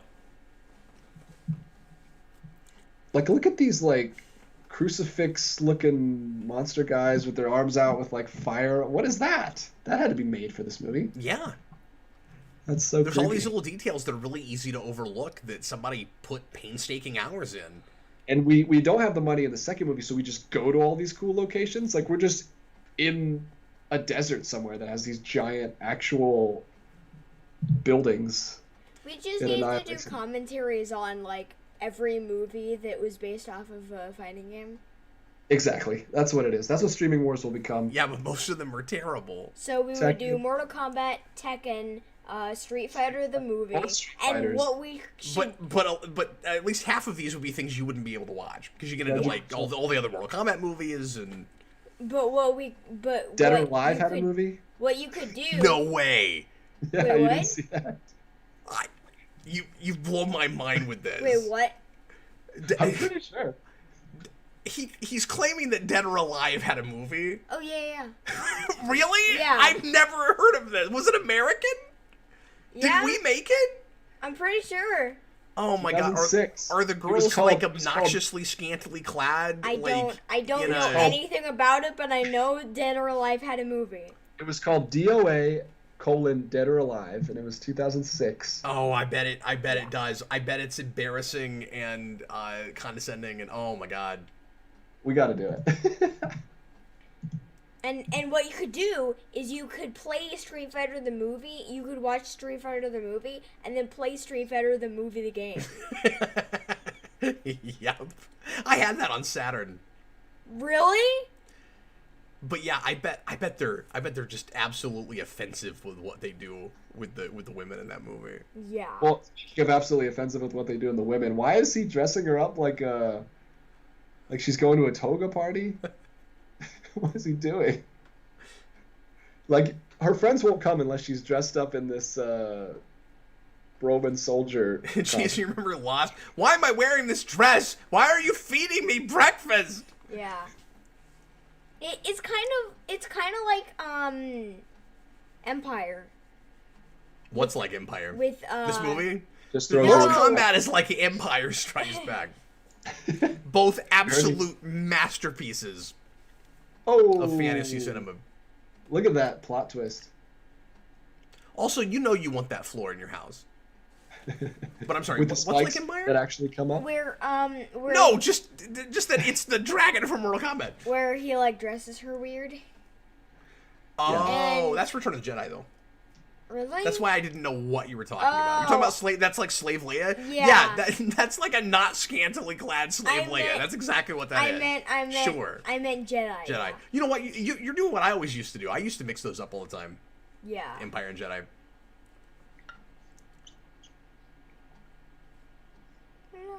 Yeah, the actress playing Sonya Blade sometimes seems kind of airheadish. Sometimes she doesn't come off that way, but other times she has a very airhead kind yeah, of I thing. think it just depends on the goofy scene she's in. Like this scene, how do you play this scene? Wait, no, you're I don't- not. You're not a descendant to Kung Lao. Kung Lao isn't your dad. No, he is in this movie. No. Well, he's supposed to be his brother. Well, earlier, Shang really? Tsung said Yes. his descendant of Kung Lao. Kung Lao So- is his brother. Jayson is really offended It's been- by this development. They changed something He's- from the game. Passionately, yeah. Let's all shout at AT&T and write reviews on the Godzilla vs. Kong.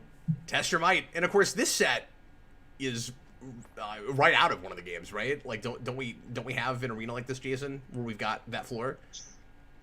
I'm pretty sure. So when I've told this story before, but I don't know if it was on a regular video or on Patreon.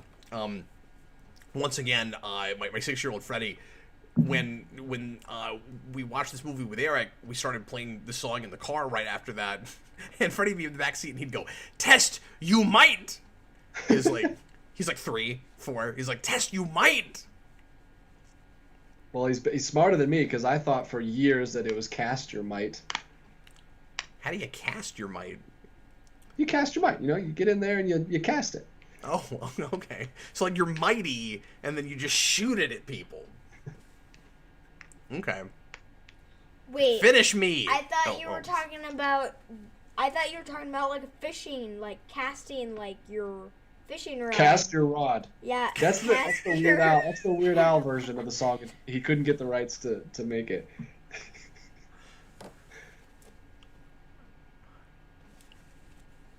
I don't even know what the parody is. Like mortal fishing? Like what even is it? Like fishing combat?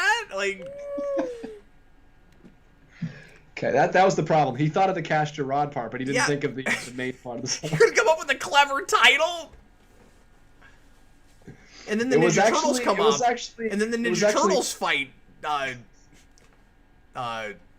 Shouts. I don't know. Oh yeah, I can't do it. that's exactly what it is. It's the Ninja Turtles. Yeah, there you go. Go play. That's Raphael, and that's Leonardo, and then that's Donatello, He doesn't even have and a then stick. that's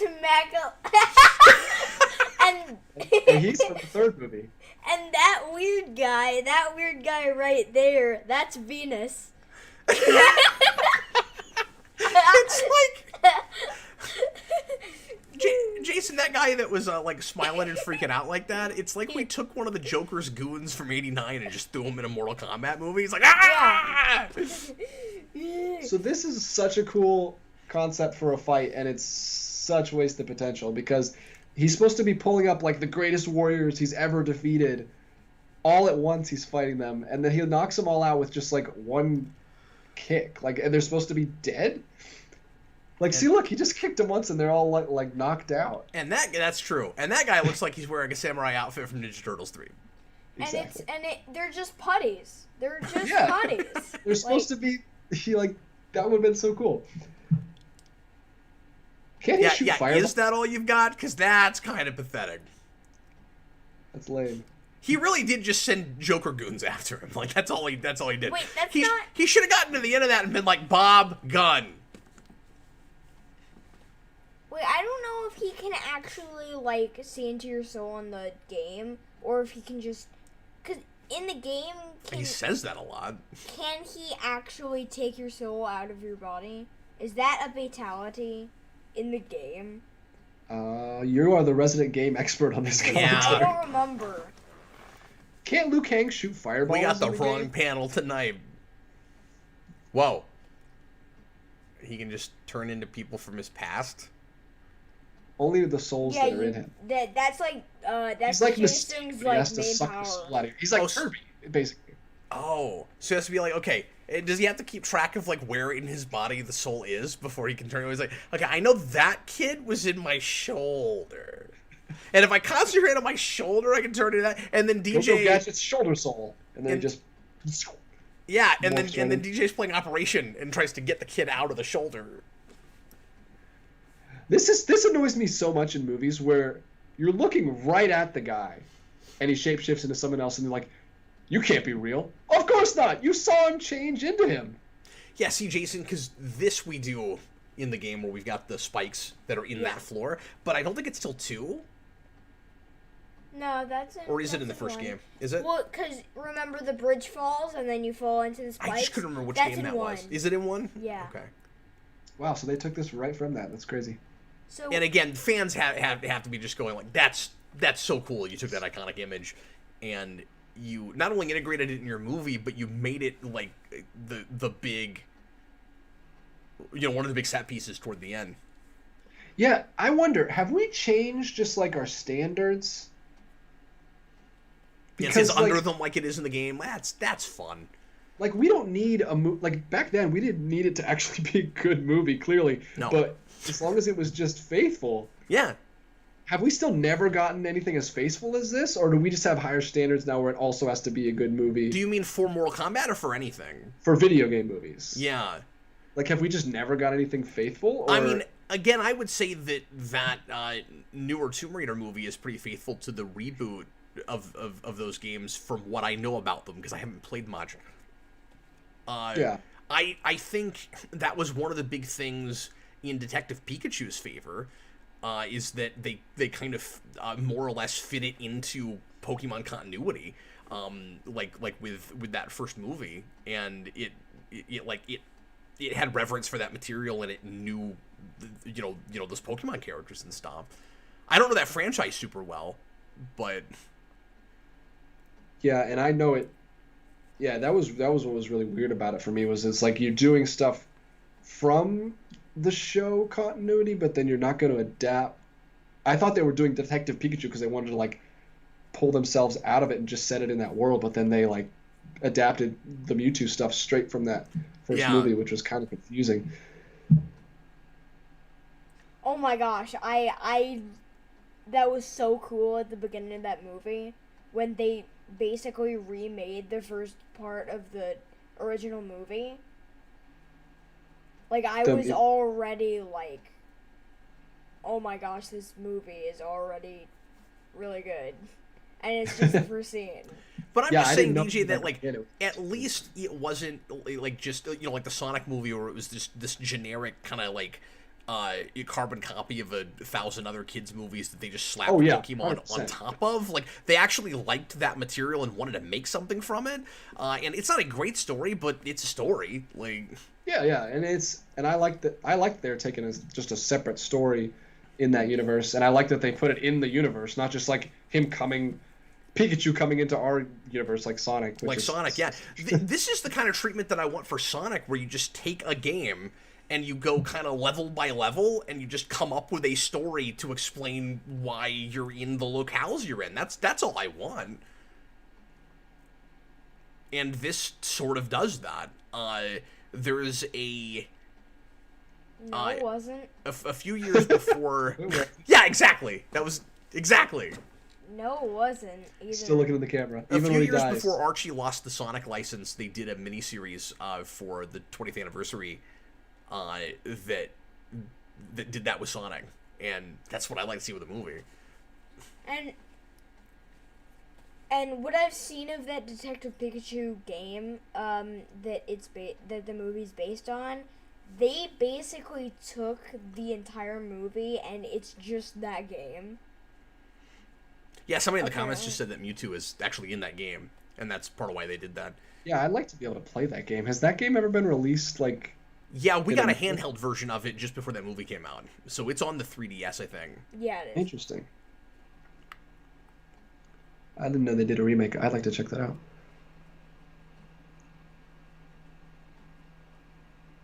Have they done any stuff like that for, like, Switch online at all? Did they do any DS stuff for Switch?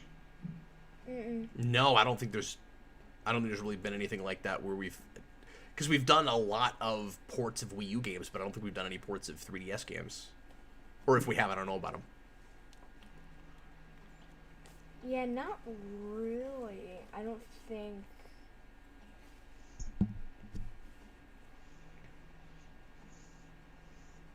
And I remember this song a ton, because when the album would just play, this would come up after the It Has Begun song, and it's just like this loop over and over. Ah! You hear it about that? Just this woman, like, lullaby. Yeah, I've never even thought of about this music at all. It's like so burned into my head. Just be careful not to trip over those spikes. They're Well, he's right got a behind hot you. spot around him. So I said earlier that this feels absolutely like the movie they really wanted to make. I do think that, and maybe somebody told me something about this, and that's where I'm getting this from. The very end of this, the last scene, does feel pretty tacked on. How did they get all the way to his temple or whatever in, like, China? Raiden, stop smiling. They're all wearing the same clothes, aren't? Or they? Like, maybe they're not. She's wearing like a robe though because she's not wearing clothes. That's not out of character at all. You guys did great. No. Oh, here we go. Epilogue. We're in the epilogue. That is the best green screen I've ever seen. It's better than the sequel. Well, yeah, and right away, and you get like just these Comic-Con cosplayers from like '98. I don't think so. It's his catchphrase, man. He says it like 4 times. It's hilarious. I don't know. That movie's so much fun. I don't think so. And it's short. What is it? Yeah, it's hour 31. Hour 40. Well, that's with credits. It's hour 30 right now. Yeah. Excellent. Yeah, this movie's more fun every time I watch it. I kind of have the thing I did, and obviously what I'm about to mention is a better movie. I kind of have the thing I did with Transformers 1986 when I first saw it, where I just couldn't follow it, and there were too many characters, and I didn't know what was happening. And each time I see this, I have a better sense of what's going on. The difference is, with Transformers 86, there's actually a little bit of story meat on that bone, and there's a lot of characters that are kind of important to know what their motivations are and what's happening with them. With this, it's just Oh, there's not as much going on as I assumed there was. It really is just fight after fight. Oh, okay. Yeah. Like, it is kind of just, wrapped in a premise as an excuse for a lot of fights. Like, it's like the analogy I always use with musicals, where a lot of musicals are just come up with an excuse to have songs, and this is that with fights. Yeah.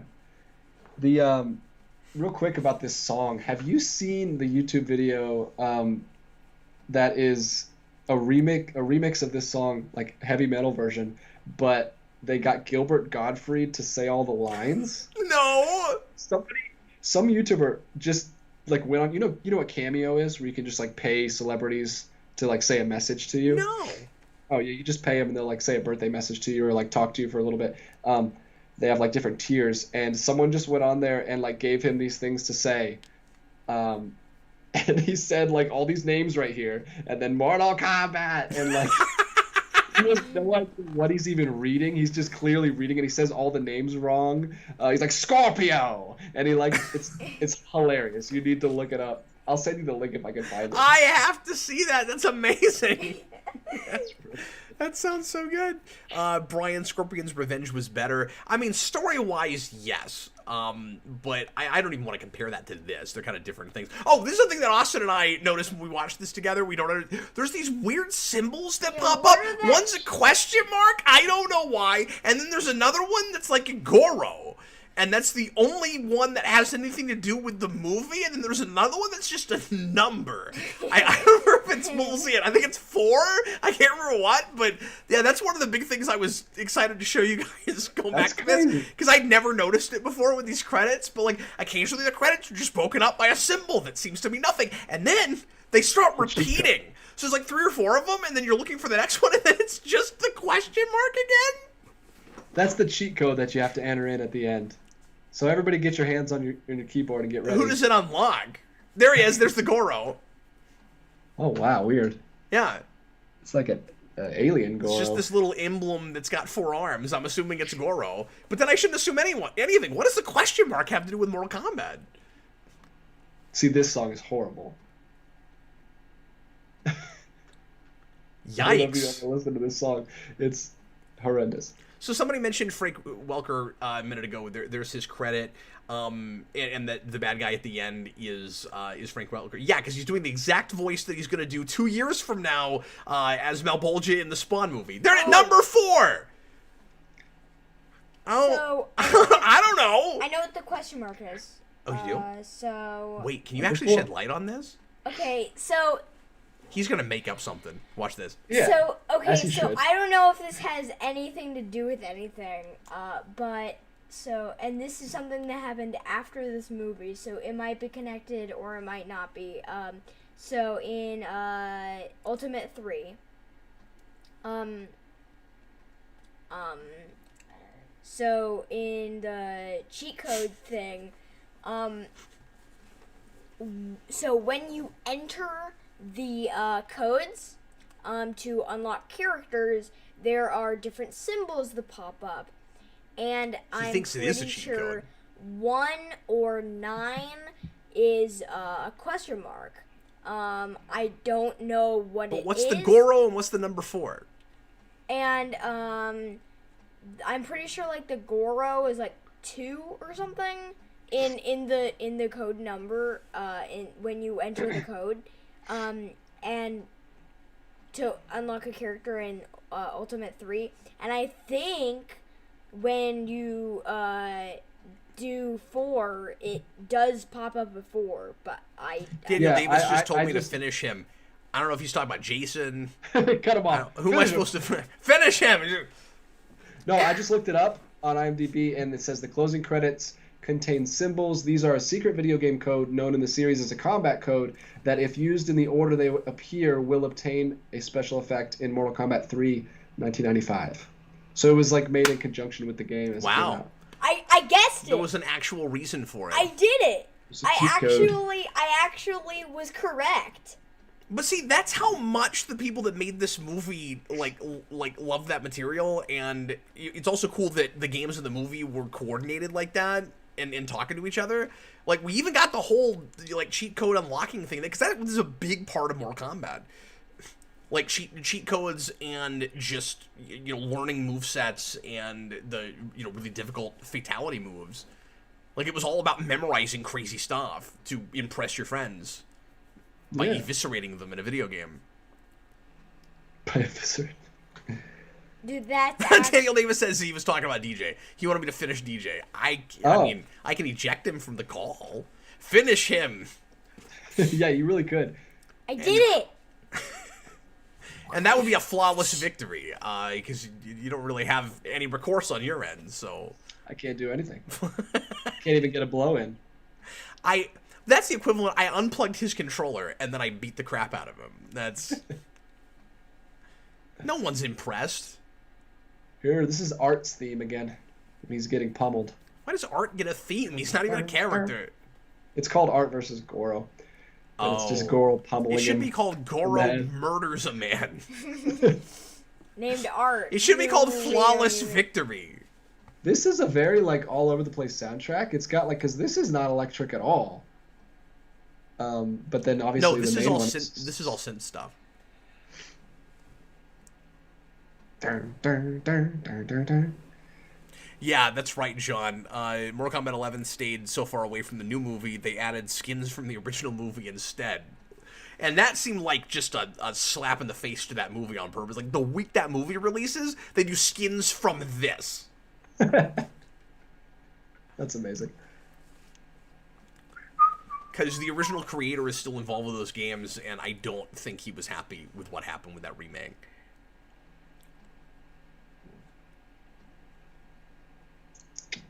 It's crazy that they botched another one. Like, that's like the one that is over the years, like, fan things have been done and they seem to have learned their lesson, and then nope. And I mean, I think they botched it. I guess it's a little polarizing. I know there's people that were happy enough with that movie. I did a poll on Square Offs asking if people wanted to see a sequel to that, and if it was salvageable, and most people did. I don't know why you would want to build on that mythology, but that's just me. Like, I don't get it. But like some of the choices in Video wall footage, courtesy of Wish You Were Here. What does that mean? Video I don't know. wall. Oh, there's a song called Lost. Oh, it's Stabbing Westward. I like that band. And Lies. But yeah, Juke Joint some of the Jezebel. casting was good. I like their Sonya Blade a lot. Halcyon plus on. There's And then Control. Goodbye. That's Reptile's theme. John says, I have a cheat code of my own for life. Up, down, roll under the covers, sleep. Why do you have to press Nice. up, down first? Like, what is your controller when it includes rolling under covers? I think he's just saying he gets up, he goes down, he rolls under the covers, he sleeps. Oh. That's just his I day. really overthought that. I'm finding. In memory of Danny Westberg. I love doing this with something this fantasy-oriented. Like, any similarity in, name or whatever is purely coincidental. I know this guy named, like, Todd Goro. The Mortal Kombat dragon logo are trademarked. I like that they had to write that. Okay, so how come Mortal Couldn't they have Kombat? just put a trademark symbol next to it? Like, How come Mortal Kombat got a movie before the second game was released, and Virtua Fighter never got a movie? That makes no sense. well, I mean, Mortal Kombat was an American project in the first place, so I'm sure that's a Sega of Japan issue. Because, yeah, I mean, Virtua Fighter was popular enough here to get a movie, but it certainly wasn't Mortal Kombat popular or Street Fighter popular. So it makes a lot of sense that those things both got movies here. Wait, that movie's still there. And somebody mentioned earlier, oh, is it? The 2021 movie's still there. Oh, weird. Okay, so they're both there now. But the 95 movie was not there. When It's not recommending me that, but it is recommending me a slew of movies that would be great for commentaries. Oh, really? Like Lou Ferrigno's Sinbad of the Seven Seas from the 90s. Oh. Oh. But yeah, I was And just gonna say Brendan this is. Fraser's The Mummy. I was from gonna the say 90s, this is which basically obligatory, just but Scooby-Doo we never mentioned we never mentioned the Van Damme thing, and somebody mentioned that earlier. There was that weirdness with like. Johnny Cage was was based on Van Damme, and then they wanted him for this movie, and then Van Damme's the reason is one of the big reasons Mortal Kombat gets made in the first place, the popularity of that guy, and then he doesn't do the movie, but then he ends up in the Street Fighter movie. Yeah. It's very strange. And he was also like supposed to be in Predator. He was supposed to be the Predator in like a lobster costume. I didn't know that. Wait, hold on. What? Have Really? have you looked up that footage? There's No. like test footage of he was yeah. You gotta Of look Van up. Damme as the Predator? Yeah, In before a they came up- lobster costume?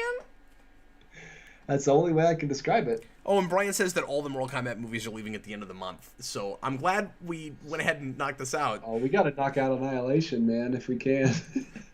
Okay, we'll think about it. But he just did that. Well, I mean, we did I it for too. After Dark. We don't have to. We just did it on After Dark, but we'll see. We've Wait, got a wait. lot of things we want to get to on Streaming Wars, so we should probably. So this is going to be outdated as far as a Stream Wars thing pretty quickly. But of course, if you're watching this way later and you've got the DVD or the Blu-ray, you'll be able to follow it with us. Thanks a lot for watching, folks. If you were able to do that live at all, apparently YouTube totally crashed, and it's apparently better now because a few people were able to come back in. But I'm gonna be really happy if you guys later on are actually watching this video right now, because I don't know if this is gonna post, but hopefully so. Anyway, we really appreciate you guys. Thanks for being here, whether you watch live or after the fact, and we will see you again with lots more stuff here on Geekvolution. We'll have a new Captain Logan show for you on Thursday, so look forward to that. And in the meantime, I was Captain Logan, and this was Jayson. Thanks for hanging out with us, man. Yeah. And DJ Martinez. Dead or Alive is not currently streaming anywhere, guys, unfortunately, but hopefully we'll keep you posted, and maybe we can get that commentary up as soon as that's streaming anywhere. You know that's going to be the Just- worst thing ever, right? Just do it. Just do it for an After Dark. Just do it. Yeah, for we'll an just do it after dark. We'll waste $2 for you guys because we love you, and we'll do an After Dark about it. No, we'll have to do that. That sounds like an After Dark movie. Well, thanks for being here, DJ. Of course, I had fun. And thanks for suggesting that we finally do this. It was a lot of fun. Yeah, can't wait till what we'll do next week. Cap's turn. Yeah, and I have no idea what I'm going to do next, but yeah, we'll do something in a couple of weeks.